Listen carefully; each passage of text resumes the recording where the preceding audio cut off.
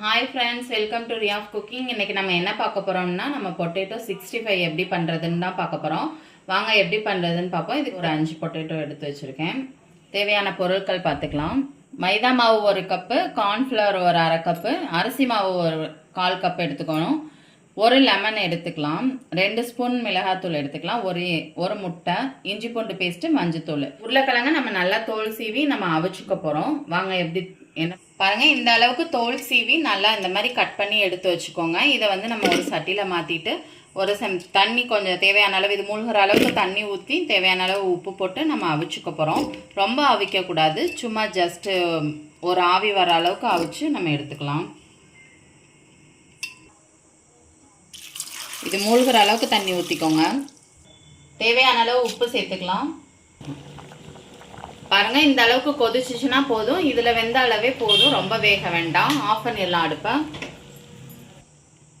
இதை நல்லா ஆற வச்சுக்கோங்க. தண்ணி வடிச்சிட்டு நல்லா ஆற வச்சுக்கோங்க. அதுக்குள்ளே நம்ம இங்கே மசாலா ரெடி பண்ணிக்கலாம். ஒரு பவுலில் இதை தனியாக நம்ம மசாலா மிக்ஸ் பண்ணி வச்சுக்கலாம்.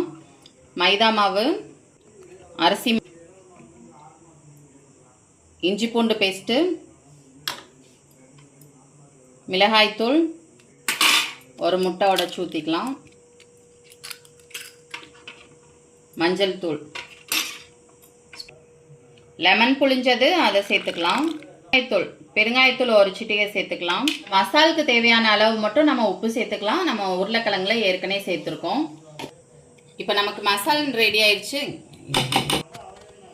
இந்த அளவுக்கு கெட்டியாக ரெடி பண்ணிக்கோங்க. ரொம்ப தண்ணியாக இருக்கக்கூடாது. முட்டை நம்ம ஊற்றும் போதே கொஞ்சம் தண்ணியாயிரும், மசாலா மிக்ஸ் ஆயிரும். அதுக்கப்புறமா கொஞ்சமாக மட்டும் தண்ணி ஊற்றி இந்த மாதிரி மிக்ஸ் பண்ணி எடுத்து வச்சுக்கோங்க. இதில் வந்து நம்ம உருளைக்கிழங்கை போட்டு பரட்டி ஒரு 5 நிமிஷம் ஊற வச்சுட்டு பொரிச்சு எடுத்துக்கலாம்.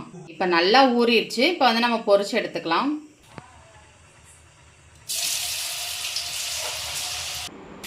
பாருங்கள், சூப்பரான சுவையான நமக்கு வந்து பொட்டேட்டோ 65 ரெடி ஆயிடுச்சு. இது குழந்தைகளுக்கு நமக்கு ஸ்நாக்ஸுக்கும் கொடுத்துக்கலாம். நம்ம ஈவினிங் ஸ்நாக்ஸாகவும் சாப்பிட்லாம். ரொம்ப ரொம்ப டேஸ்ட்டாக சூப்பராக இருக்கும்.